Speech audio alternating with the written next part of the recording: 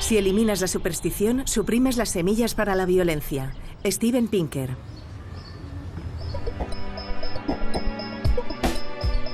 En contra de lo que se cree habitualmente, nuestros antepasados eran más violentos que nosotros. En este capítulo de Redes, volvemos a hablar del declive de la violencia con el profesor de psicología de la Universidad de Harvard, Steven Pinker. Junto con él, Edouard Punset analiza las ventajas y desventajas de tener un gobierno mundial, la relación entre la religión y la violencia, el caso particular de los Estados Unidos, la tendencia incipiente en Occidente hacia el vegetarianismo como una manera de evitar el sufrimiento de otras especies además de la nuestra, y el papel de la gestión emocional como una forma de ir a un futuro más pacífico.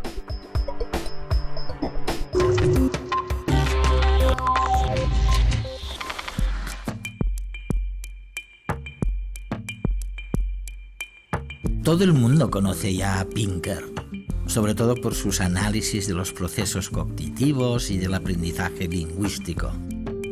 Pero ahora este gran científico está inmerso en desvelar lo que demasiados se empeñaban en ocultar. Contra todo pronóstico, no solo están disminuyendo los índices de violencia, sino que además aumentan los niveles de altruismo. Somos cada vez más mansos, aunque parezca lo contrario. Pero las implicaciones de esta sugerencia son mucho más trascendentales que la propia tesis. Es el concepto de modernidad lo que está cambiando. La erosión de la familia, la tribu, las tradiciones y la religión, la erosión de esas cosas, desembocan de manera imperceptible en una sociedad movida por fuerzas como el individualismo, el cosmopolitismo, la razón y la ciencia. La historia de la evolución nos demuestra que el círculo familiar restringido en el que se ejerce el altruismo se amplía con el paso del tiempo de forma ininterrumpida. Vivimos en un mundo cada vez más empático y por eso están abocados al fracaso los que siguen defendiendo y practicando la violencia. En contra de lo que se cree normalmente, nuestros antepasados eran muchísimo más violentos que nosotros. La violencia ha disminuido durante largas franjas de tiempo y en la actualidad probablemente vivimos en la época más pacífica desde que existe nuestra especie. Esto es algo que yo llamo la ilusión del presente violento y creo que en parte se explica por el funcionamiento de la mente. Cuanto más fácil resulta recordar ejemplos de un fenómeno, más probable le parece a la gente este fenómeno. Se utiliza la capacidad de evocar un recuerdo en la memoria como un atajo para calcular la probabilidad. Si combinamos esta especie de estadística intuitiva con el hecho de que ahora es mucho más fácil informar sobre guerras y genocidios en todo el mundo, y con esta filosofía que tienen muchas cadenas de televisión de que la sangre vende, lo que se traduce en un sesgo a informar más sobre los acontecimientos violentos, entonces es cierto que vemos más violencia y más de cerca que antes. Y esto conduce al espejismo de que la violencia sucede en realidad más a menudo. Si nos encamináramos hacia un gobierno mundial, ¿las cosas irían mejor que ahora? Hubo muchos debates sobre la necesidad de tener un gobierno mundial durante los años 50, a finales de los 40, 50 y 60. Y luego la idea fue perdiendo fuelle. Algunos pensaron que las Naciones Unidas se convertirían en un gobierno mundial. La idea es que, dado que un gobierno a nivel nacional evita que los estados y las provincias luchen entre sí, un gobierno a nivel provincial impide que los ciudadanos luchen entre sí. Un gobierno mundial impediría que los países se enfrentaran. Hay una cierta lógica en el razonamiento, pero también presenta contradicciones. Una de estas contradicciones es que un gobierno no puede funcionar sencillamente mediante el uso de la fuerza bruta. Tienen que existir ciertos valores comunes o sentido de comunidad, de modo que las personas no se maten, aunque no haya un policía detrás de ellas vigilándolas. Es algo viable si se trata de un solo Estado, pero cuando pensamos en el mundo entero es mucho más difícil. La otra contradicción es que si no te gusta el gobierno de tu país, puedes trasladarte a otro país. Y el gobierno que no quiera que todos sus ciudadanos cualificados emigren, tendrá que luchar para que estén contentos. Si hubiera un gobierno mundial, los ciudadanos no podrían acudir a ningún otro sitio. De modo que el riesgo de que un gobierno mundial se vuelva autocrático o se estanque es mucho mayor. Y además, otro problema podría ser, como hemos visto con las Naciones Unidas, que a no ser que estén comprometidos con los derechos humanos individuales, si los delegados de ese gobierno mundial son los delegados de los distintos países, podríamos encontrarnos con una banda de representantes fascistas y de tiranos totalitarios a quienes no les importa nada su propia gente. Eso es, sí. En la Asamblea General de Naciones Unidas tenemos esos gobiernos autocráticos irrisorios que hablan y votan en contra de los intereses de sus propias gentes. Por eso, la idea de un gobierno mundial suena mejor en la teoría cuando leemos sobre ello que en la práctica. Tienes razón cuando me dices que si tuviéramos un gobierno mundial, no tendríamos a dónde ir si no estuviéramos satisfechos con él, ¿no? Muchos intelectuales durante los 50 defendieron que debía haber un gobierno mundial porque si no, nos enfrentaríamos a una guerra nuclear. Einstein abogó por un gobierno mundial. Bertrand Russell, de hecho, dijo que los Estados Unidos deberían dar un ultimátum a la Unión Soviética. Fue en aquellos años en los que los Estados Unidos consiguieron la bomba nuclear antes que los soviéticos. Probablemente dirían, o te sometes a un gobierno mundial o te atacaremos con armas nucleares. Russell argumentó que si los soviéticos también conseguían armas nucleares y no había gobierno mundial, la guerra nuclear sería inevitable. Así se pensaba en aquella época.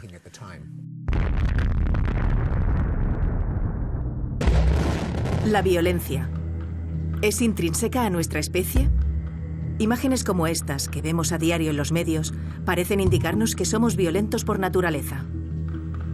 Investigadores como el psicólogo de la Universidad de Texas, David Bass, nos señalan que todos somos asesinos en potencia. Bass ha demostrado que el 90% de los hombres y el 80% de las mujeres fantasean, al menos una vez a lo largo de un año, con matar a alguien. Bass afirma que, para nuestros antepasados lejanos, asesinar era una manera efectiva de solucionar los conflictos y de aumentar las posibilidades de supervivencia.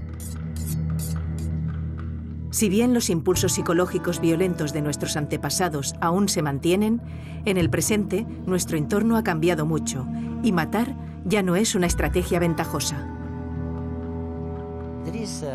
En cuanto al tema de los estados, hay algo que a la gente en Europa le cuesta entender a veces.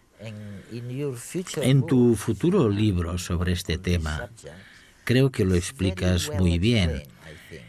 Primero, planteas la pregunta de por qué existen esas diferencias en los índices de los homicidios cometidos por negros, que alcanzan un 30 y pico por ciento, un 37%, y los cometidos por blancos, que representan, no lo sé, quizás un 5% aproximadamente. Es un tema complicado de entender.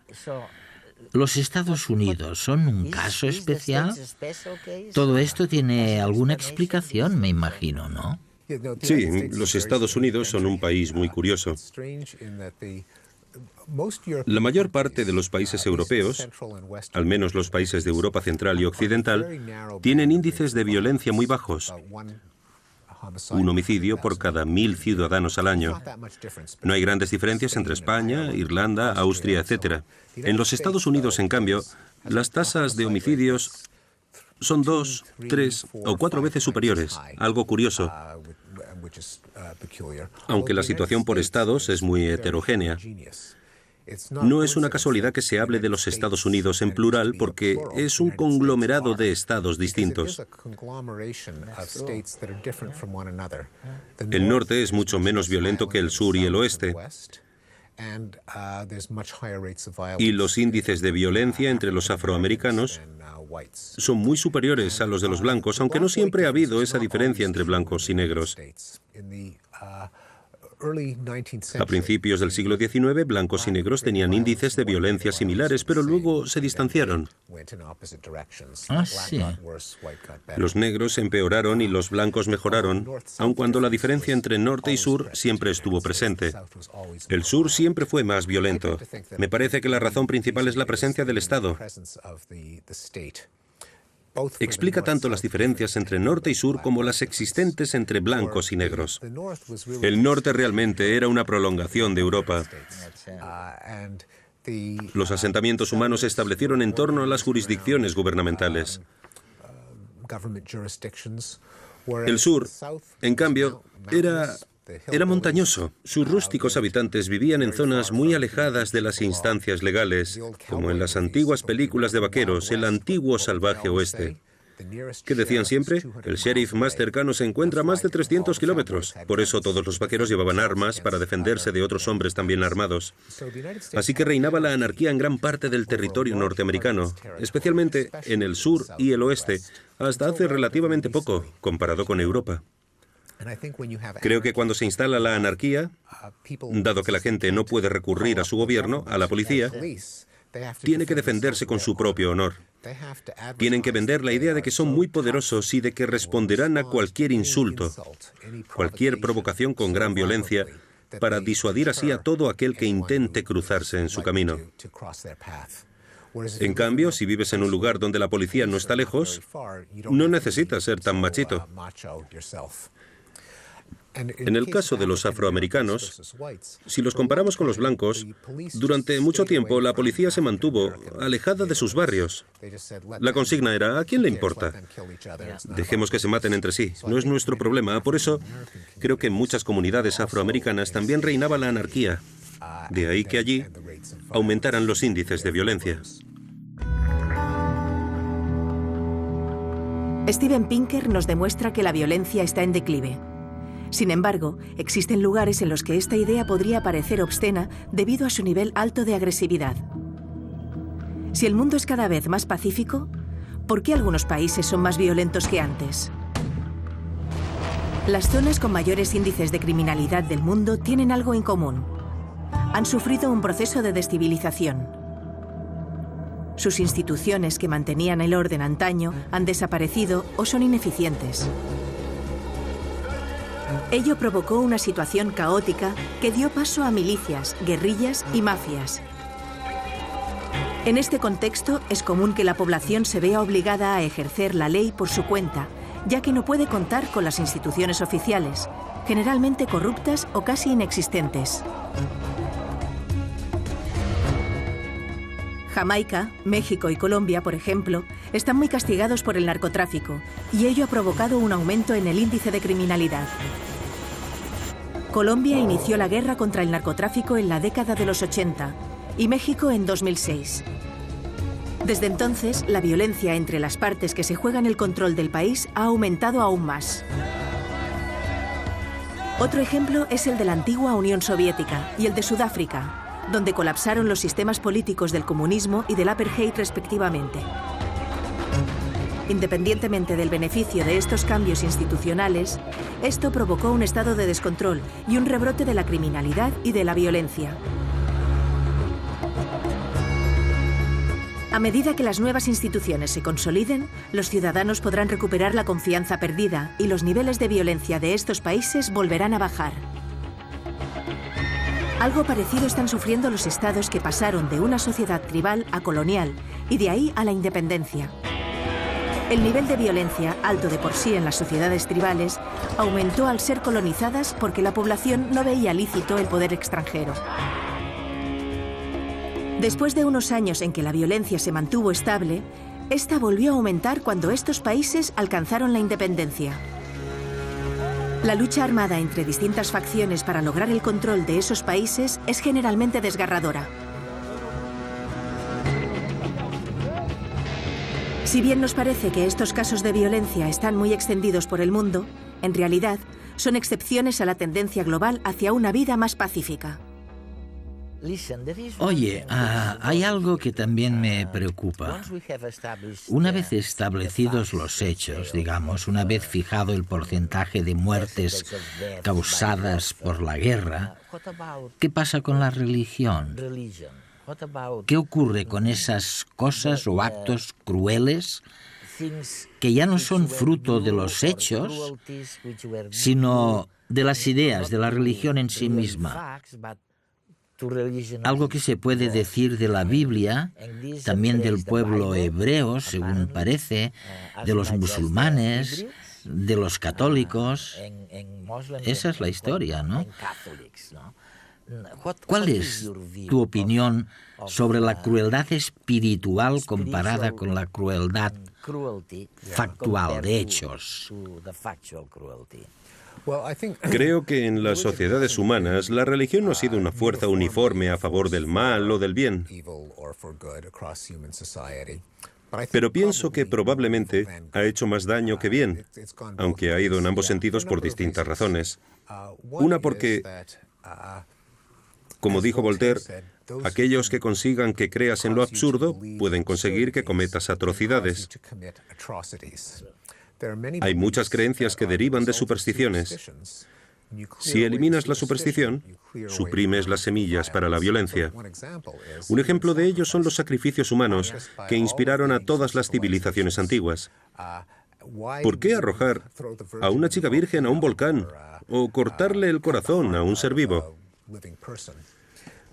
La idea subyacente era que suceden muchas cosas malas en la vida, así que seguramente Dios disfruta con el sufrimiento y el derramamiento de sangre y la muerte. Si somos proactivos y matamos a alguien para satisfacer a Dios antes de que nos ponga en peligro, quizás se sentirá satisfecho y nos dejará en paz.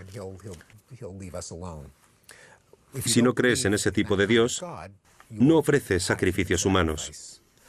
Otro ejemplo, si crees que solo aceptando la misión de Dios o la palabra de Jesús te salvarás de una eternidad en el infierno, entonces, si torturas a una persona hasta que se convierta al cristianismo, le estás haciendo un favor, el mayor favor de su vida. Mejor unas pocas horas de tortura ahora que una tortura eterna en el infierno. Y si alguien va por ahí diciendo que la Biblia es mentira, es como si propagara una enfermedad mortal. Así que lo responsable desde el punto de vista de la seguridad pública es silenciarlo antes de que pueda descarriar a otras personas. Si deslegitimas esas creencias y dices que el infierno no existe, que no hay nada después de esta vida, que esto es todo lo que tenemos, moralmente ya no está justificado que tortures a alguien hasta que se convierta ni que silencies a nadie por herejía. Por eso creo que en general la verdad es más humana que la superstición. Una cosa distinta. Oye, ¿qué piensas de los vegetarianos? Sí. Algo que he descubierto en tus trabajos también es que, a pesar de que la violencia ha decrecido, el porcentaje de vegetarianos no ha cambiado. Sigue siendo el 3%. En los Estados Unidos, correcto. En Inglaterra son más. ¿Por qué? ¿Por qué no se produce un cambio, un gran cambio en ese sentido? En lugar de seguir comiendo carne, matando animales vivos. Creo que es interesante, porque a pesar de que la mayoría de la gente todavía es carnívora en Occidente, bueno, quizás es porque ser vegetariano no es la expresión más clara de nuestra preocupación por el bienestar animal. Por un lado, si yo me hago vegetariano, todavía habrá todos aquellos que solo comen hamburguesas y pollo, así que de poco servirá mi contribución. Además, se podría decir que un animal criado en un entorno humano y sacrificado sin dolor y con rapidez, seguramente esos animales viven una vida mejor que sus compañeros salvajes, así que comer carne no es intrínsecamente algo cruel, aunque en la práctica a menudo sí lo es. Si nos fijamos en las demás medidas de bienestar animal, al margen del vegetarianismo que implica ese sacrificio personal a favor del bien general, donde la gente puede llegar a decir, no puedo cambiar lo que hagan los demás. Si nos fijamos en otras medidas, como apoyar leyes en referéndums que impidan a los granjeros maltratar a sus animales, veremos que son muchos los partidarios de esas leyes, incluso en los Estados Unidos, que están menos avanzados que Europa. Podemos fijarnos en la preocupación de la gente para que no sufran los animales cuando se filma una película. Antes, si se tenía que rodar una escena donde se moría un caballo al caer por un precipicio, sencillamente se empujaba al caballo por el precipicio y punto. Ahora todos son simulaciones y ningún animal sufre en las películas. Si nos fijamos en la legislación que regula la investigación, yo recuerdo cómo en mi época, en mi campo, la psicología Se trataba muy mal a los animales cuando era estudiante. En cambio, ahora las leyes son muy estrictas. De modo que hemos creado un marco normativo para proteger a los animales que ya no depende tanto de las decisiones personales. Todo el mundo tiene que obedecerle y creo que la legislación futura va a proteger todavía más a los animales de granja y de laboratorio. Existen diferentes formas de agresividad. Miremos un ejemplo.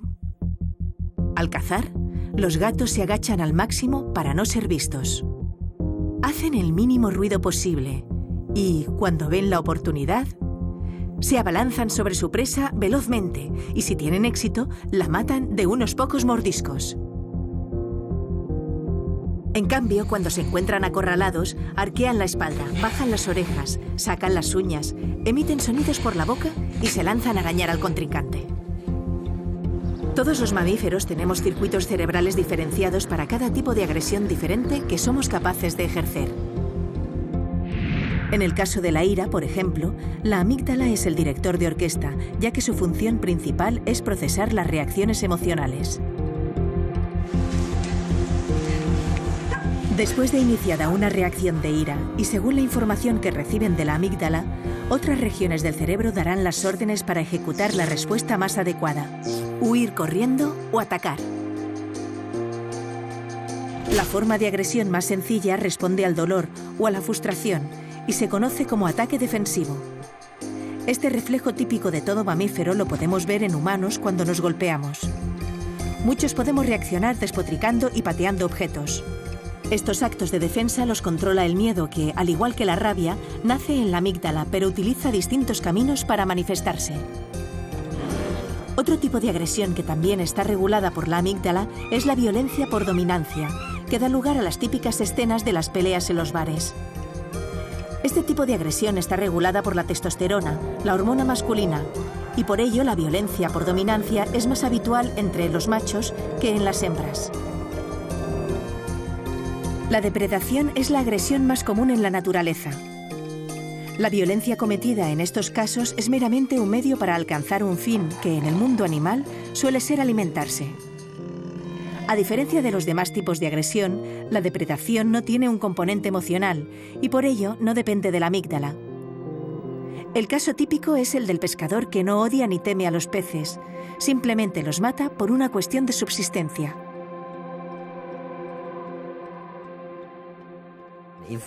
Si pensamos en la arqueología de las emociones, ¿qué piensas? Pues es una pregunta que me planteo a menudo.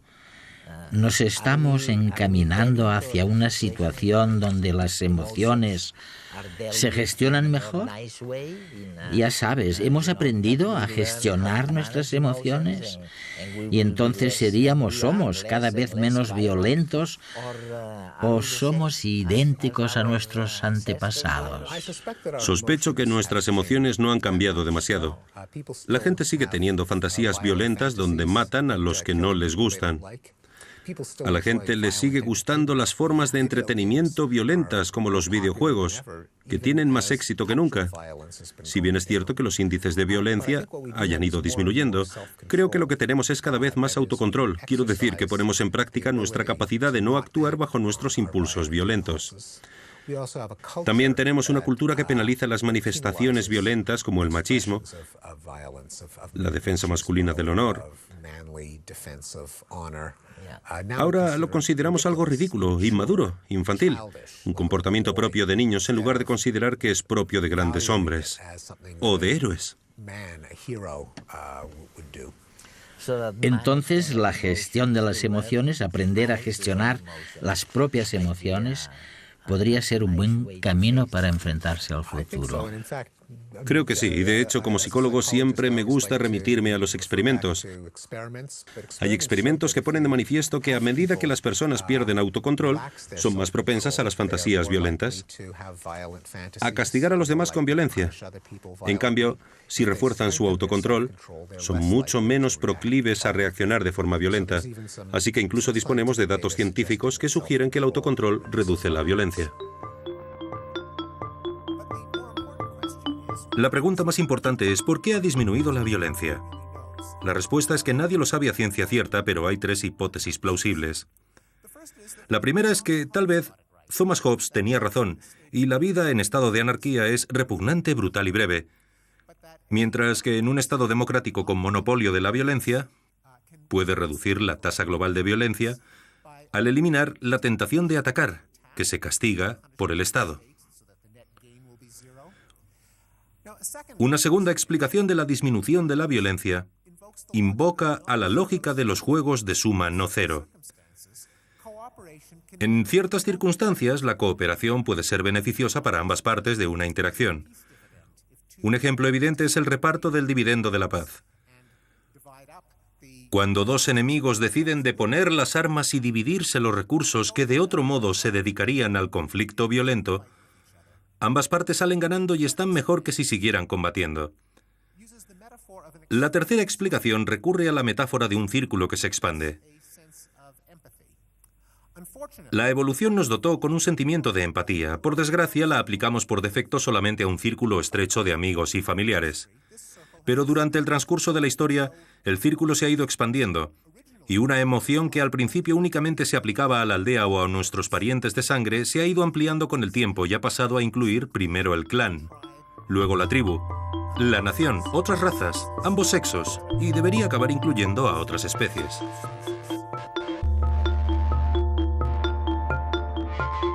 El mundo es cada vez menos violento, pero nuestras emociones son las mismas que antaño. Steven Pinker.